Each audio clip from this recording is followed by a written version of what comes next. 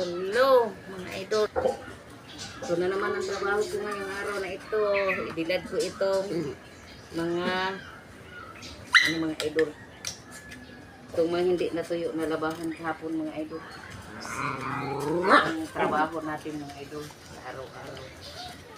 Kaya ang trabaho mga idol, hindi talaga yan uubos. Araw-araw lang yan, pabalik-balik mga idol. Ayan, di ba? So, kailangan natin ito siya ibilad. Kasi kulang pa siya sa tuyo. Ayan. Mga idol, di ba?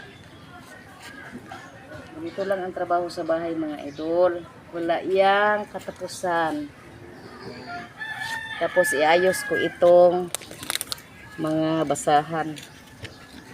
Itapat ko dito sa init na area mga idol. Ayan. Para matuyo na ito mamaya. At kunin ko pa ang mga iba pang natira na hindi ko pa na ano. Akin na yan dong.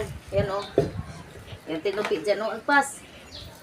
Bilisan mo. Sus, unahin mo ito. Huwag kang magtaysa-taysa. Kana mo. Kana. Dili, kana o, kana. Kana. Di, andi, kanan. Di.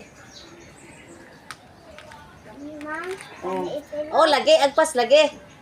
Di, kaya ito ihalay na. Kaya basa pa na. Ano pa natin ito mga idol kasi basa pa ito siya mga idol. Yan. Pagkatapos dito mga idol, magwalis sa bakuran. Pagkatapos magwalis sa bakuran, magpunta ako sa garden ko mga idol kasi itanim ko na yung seedling ko na pichay. Naalala nyo mga idol, di ba may pichay ako na kinuhanan ko ng video na i-seedling ko. So malaki na sila mga idol.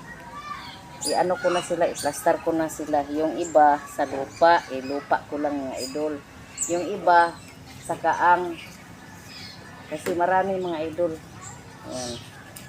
Para naman na ano, maka-relax tayo sa pagbili ng gulay na may tanim tayo, di ba? Importante yan mga idol na may tanim tayo sa bakuran kasi pag may itanim sa kasabihan